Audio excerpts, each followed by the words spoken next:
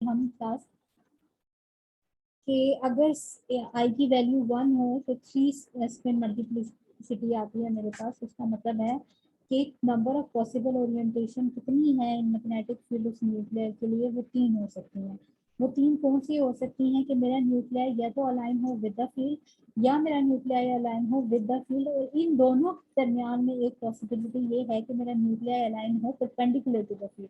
इसीलिए मैंने ये जो है वो पहले लिख दिया है कि आप समझो ये इस तरह है कि ये न्यूक्लियाई जैसे ही अलाइन हुआ है विद द फील्ड, तो ये जब अपनी बीटा स्पिन स्टेट में जाने लगता है तो दरमियान में अब इसके लिए एक और पॉसिबल ओरिएंटेशन है। वो क्या है कि जैसे ही इसने फ्लिप करके बीटा में जाना है तो इसके लिए उसके दरमियान में इसके पास एक और सिचुएशन आ जाती है जो कि ये है कि ये परपेंडिकुलर हो जाता है। तो ये आपके पास परपेंडिकुलर टू द फील्ड एक हो गई स्पिन ओरिएंटेशन, इसी तरह अलाइन विद द फील्ड और अलाइन अगेंस्ट द फील्ड, ठीक है। बट इनका मैनर क्या है या इनका सीक्वेंस क्या है कि पहले उसी तरीके से अलाइनमेंट विद द फील्ड है, फिर परपेंडिकुलर टू द फील्ड है और फिर अगेंस्ट द फील्ड है। तो इसको अगर हम लिखना चाहें तो ये कुछ इस तरीके से है क्लास कि ये वाली जो डायरेक्शन है it means alignment with the field, और ये जो एरो आपको नजर आ रहा है it means perpendicular to the field, क्योंकि यहाँ पे 90 डिग्री एंगल का बन रहा है आपके पास। अगर इसको मैं वाई एक्सिस मान लूँ, इसको मैं एक्स एक्सिस कंसिडर करूँ, तो यहाँ पे आपके पास 90 डिग्री का एंगल है, तो ये परपेंडिकुलर टू द फील्ड है, क्योंकि फील्ड की डायरेक्शन वही है जो कि आपकी alignment of the nuclei with the field है। मीन्स अगर न्यूक्लियाई अलाइन हुआ विद द फील्ड तो इट मीन्स कि ये फील्ड है, और यहाँ पे अब आपका उसके परपेंडिकुलर 90 डिग्री एंगल तभी बनेगा कि ये वाला आपके पास अलाइनमेंट हो, सेकंड अलाइनमेंट या सेकंड पॉसिबल ओरिएंटेशन। थर्ड जो मेरे पास है वो है अलाइनमेंट अगेंस्ट द फील्ड, जो कि मेरे पास है आपके पास -1, ठीक है। और वो -1 क्यों है, क्योंकि ये अगेंस्ट द फील्ड है और ये आपके पास बीटा स्पिन स्टेट आप इसको कंसिडर कर सकते हो। समझ आया यहाँ पे?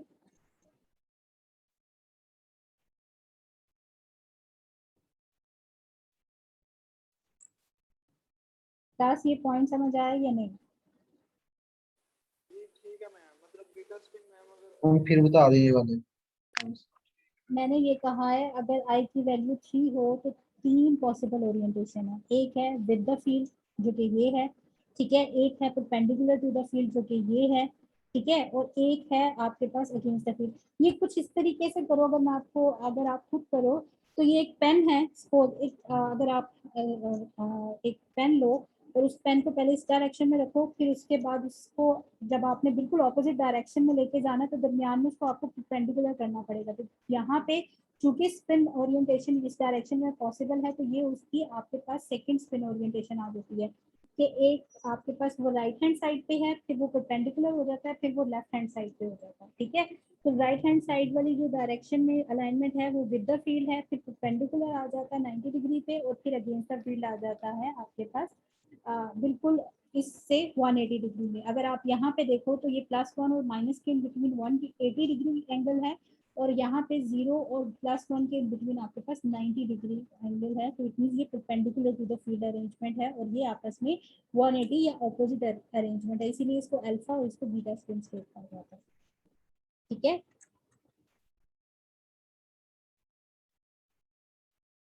अगर आपके लिए इस तरह याद करना मुश्किल है तो आप बेशक इसी तरीके से क्लास याद कर लो।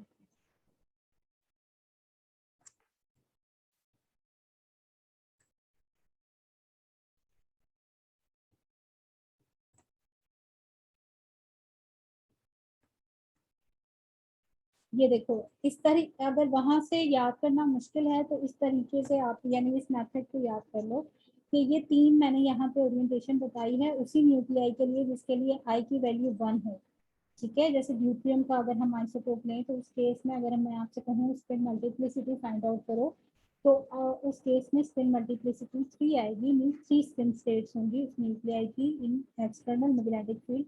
तो वो कौन सी होंगी? ये अलाइनमेंट विद द फील्ड है कि अगर मैं मैग्नेटिक फील्ड भी इसी डायरेक्शन में अप्लाई करूँ तो ये विद द फील्ड अलाइनमेंट है, ये perpendicular to the field alignment है, और ये अगेंस्ट द फील्ड अलाइनमेंट है कि मैग्नेटिक फील्ड इस डायरेक्शन में जा रही है और आपकी जो ये अलाइनमेंट है ये उसके बिल्कुल ऑपोजिट डायरेक्शन में है। सिमिलरली अगर आपके पास आई की वैल्यू हो जाए 2, 2 वाला केस देख लो। अगर आई की वैल्यू हो जाए 2 तो उस केस में अगर हम स्पिन मल्टीप्लिसिटी कैलकुलेट करेंगे तो 2 × 2 + 1 हमारे पास आंसर आएगा 5। 5 का मतलब है कि यहाँ पे अब मेरे पास जो स्पिन स्टेट्स हैं वो 5 होंगी इस न्यूक्लियाई के लिए जिसका स्पिन क्वांटम नंबर 2 हो। तो यहाँ पे कितनी कौन कौन सी स्पिन स्टेट्स या पॉसिबल ओरिएंटेशन हो सकती हैं, वो पहली तो आपके पास हमेशा से अलाइनमेंट विद द फील्ड होगी, फिर आपके पास ये सेकेंड अलाइनमेंट आएगी, ठीक है, फिर ये थर्ड आपके पास जो है ये परपेंडिकुलर है हो गई है, फिर ये फोर्थ वन है और ये फिफ्थ है, ठीक है। ये टोटल आपके पास 5 स्पिन स्टेट बनती हैं, जिसको अगर यहाँ पे वेक्टर नोटेशन से बताया जाए तो ये कुछ इस तरह बनती है कि अगर आई की वैल्यू 2 हो तो उस केस में 5 स्पिन स्टेट आती हैं, और उस केस में मैग्नेटिक क्वांटम नंबर की वैल्यू कितनी होगी आपके पास 0 +1 -1 +2 -2। तो इसको इस तरह हम लिख सकते हैं 0 प्लस एक साइड पे प्लस वैल्यू एक साइड पे नेगेटिव वैल्यू। तो उसी तरीके से हम यहाँ पे ये वेक्टर जो आपके पास है उसको रिप्रेजेंट करेंगे। तो जो परपेंडिकुलर वाला होता है वो 0 डिग्री पे या 0 पे होता है, ठीक है, और इस साइड पे आपके पास पॉजिटिव वैल्यू है तो ये +1 हो जाएगी, ये +2। इस साइड पे नेगेटिव वैल्यू है, ये -1 -2, ठीक है। और इसी को डायरेक्शन के अकॉर्डिंग हम समझना चाहें तो वो डायरेक्शन के अकॉर्डिंग आफ्टर नंबरिंग अगर आपको समझ आ जाती है तो ठीक है, अगर नहीं तो फिर ये देखो ये अलाइनमेंट विद द फील्ड है, ये भी फिर विद द फील्ड है लेकिन थोड़ा सा टिल्ट हो गया है, ठीक है। अब यहाँ पे जाके परपेंडिकुलर हो गया, फिर यहाँ पे जाके थोड़ा सा अगेंस्ट द फील्ड होना शुरू हुआ और यहाँ पे जाके कम्प्लीटली अगेंस्ट द फील्ड हो गया। तो ये कुछ इस तरह की पॉसिबिलिटी है, समझ आ गई?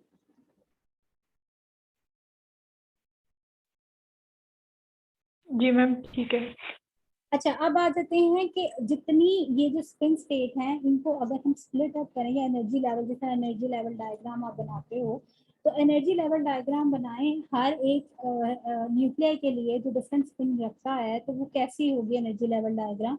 अगर उस न्यूक्लियाई के लिए बनाएं जिसका आपके पास स्पिन क्वांटम नंबर हाफ है, तो अभी हमने देखा कि उसके केस में स्पिन मल्टीप्लिसिटी आती है 2। 2 का मतलब होता है कि वो 2 स्पिन स्टेट में स्प्लिट करेगा, और वो कौन सी होती हैं, एक होती है +12 और एक होती है -12, ठीक है। ये +12 वाली अल्फा होती है, -12 वाली बीटा होती है, और इन दोनों के दरमियान में जो एनर्जी डिफरेंस है वो है डेल्टा ई। अगर आई की वैल्यू हो 1 तो हमने अभी देखा कि हमारे पास स्पिन स्टेट आती हैं 3 जिनको अभी हम स्टडी कर चुके हैं। एक होती है विद द फील्ड, एक होती है परपेंडिकुलर टू द फील्ड, और एक होती है अगेंस्ट द फील्ड। तो जो विद द फील्ड है उसको हम +1 मैग्नेटिक स्पिन क्वांटम नंबर से लिखते हैं, जो आपके पास परपेंडिकुलर टू द फील्ड होती है उसको 0 से लिखते हैं, 0 स्पिन क्वांटम नंबर से, और आपके पास जो आपका अगेंस्ट द फील्ड है उसको -1 से लिखते हैं मैग्नेटिक स्पिन क्वांटम नंबर से, ठीक है। सिमिलरली 3/2 के लिए भी यहाँ पे केसेस लिखे गए हैं। अगर 3/2 होगी तो उस केस में आंसर आपके पास आएगा 4। 4 का मतलब है 4 स्पिन स्टेट, और वो 4 स्पिन स्टेट इस केस में कौन कौन सी होती हैं आपके पास, एक होती है +3/2, फिर +1/2, -1/2, -3/2, ठीक है। और यहाँ पे उसी तरीके से इनकी अलाइनमेंट होती है कि ये देखो ये +12 +3/2 ये है, और ये -12 और -3/2, ठीक है। तो जितना स्पिन क्वांटम नंबर होता है उसी के according magnetic spin quantum number भी लिखा जाता है, ठीक है। अगर आप देख रहे हो कि अगर जहाँ पे I is equal to half था तो उसी को मैंने प्लस माइनस के साथ लिखा है कि एक मैंने कहा है कि उस केस में एम आई की वैल्यू या तो +12 होगी या -12 होगी, ठीक है। इसी तरीके से अगर अगर मैं बात करूँ 1 की, तो उस केस में मैंने चूंकि मेरे पास आंसर आया 3, तो इस केस में हमारे पास मैग्नेटिक स्पिन क्वांटम नंबर 0 +1 -1 हो सकता है, जिसको हम इस तरह लिख सकते हैं कि -1 0 एंड +1, ठीक है। और अगर स्पिन क्वांटम नंबर आपको गिवन हो 3/2 तो उसी के अकॉर्डिंग फ्रैक्शन के अकॉर्डिंग ही हम जो है मैग्नेटिक स्पिन क्वांटम नंबर लिखेंगे कि एक तो उसका +3/2 होगा और एक उसका -3/2 लाजमी होगा, और इसके इन बिटवीन हमारे पास फ्रैक्शन आएगी +12 और -12, ठीक है।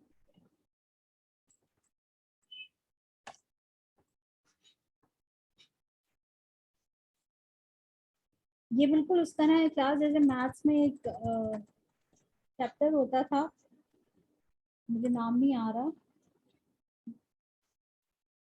उसमें आप स्केल बनाते थे और वो एक साइड पे प्लस वैल्यूज एक साइड पे नेगेटिव, तो अगर वो होल इंटीजर में है तो सारी होल इंटीजर में एक साइड पे होती थी और दूसरी उतनी ही होल इंटीजर में नेगेटिव साइड वाली पे होती थी। अगर वो फ्रैक्शन में है तो एक पॉजिटिव वाली भी सारी फ्रैक्शन में होती थी और नेगेटिव वाली भी सारी फ्रैक्शन में, ठीक है। ये स्केल अगर आप जो भी स्केल में आप लेते थे दुनिया,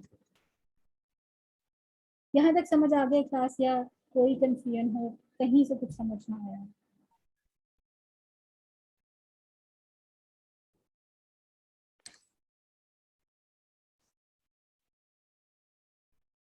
बेसिकली मैम है ना बार में जो अगर हम इसको सम अप करें तो हमने ओरिएंटेशन देखनी है।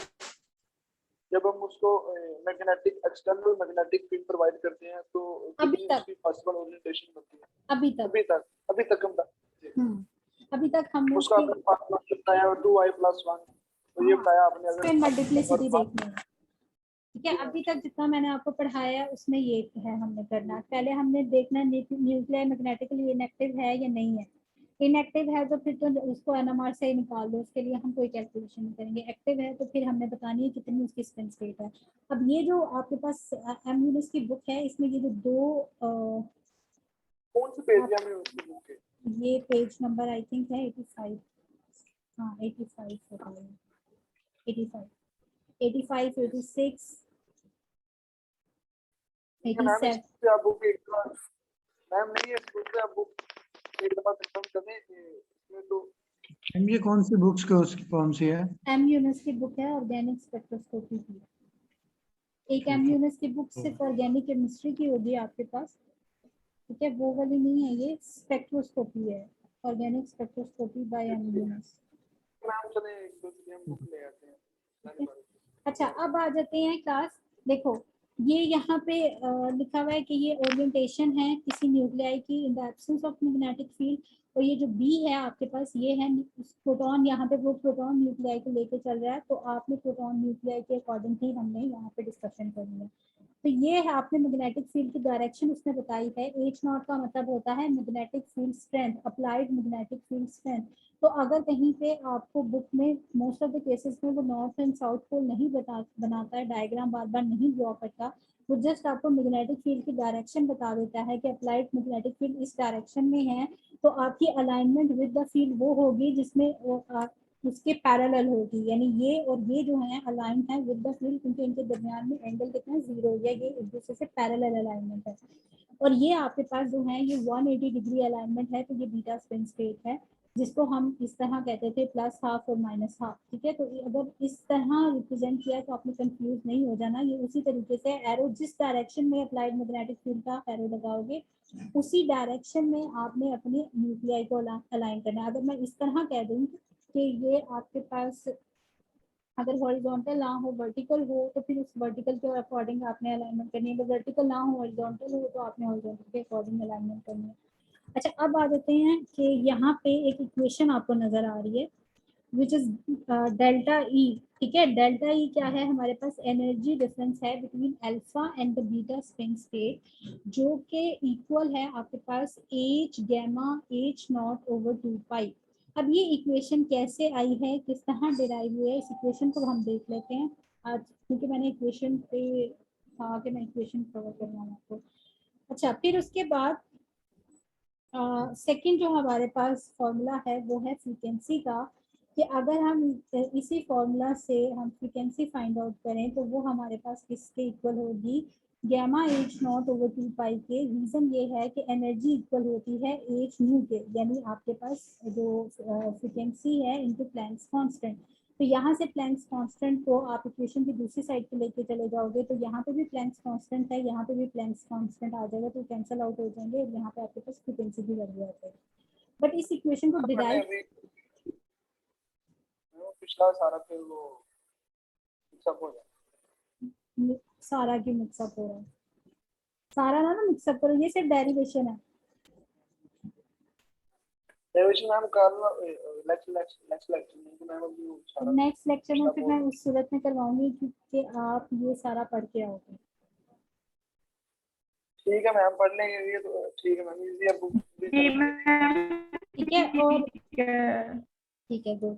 और कोशिश करना कि इसको भी पढ़ के आना, ये 91 पेज तक, चाहे समझ आए या ना आए। मतलब जो आपको पहले ठीक है मैम 87 तक पेजेस बताए वहां तक तो इंशाल्लाह आपको समझ आएगी। ठीक है, अगर उसके बाद वाले पेजेस में आपको कुछ भी ना समझ में आए फिर भी रीड आउट करके आना। ठीक। ठीक है, और ओके थोड़ा सा क्लास। वो जेन में रखा हुआ है स्पिन क्वांटम नंबर जेन में रखा हुआ है तो उससे भी तो उसमें भी इंटीग्रल की उसकी वैल्यू तो इसके लिए ज़रूरी ये है कि आप अपनी नोट्स बनाते हो, ठीक है। ऑल्दो मैं आपके साथ शेयर कर देती हूँ जो भी सारा लेक्चर कंटेंट होता है, बट उसका मतलब ये नहीं है कि आप उसी पे रिलाई करो, आप खुद अपने बाय हैंड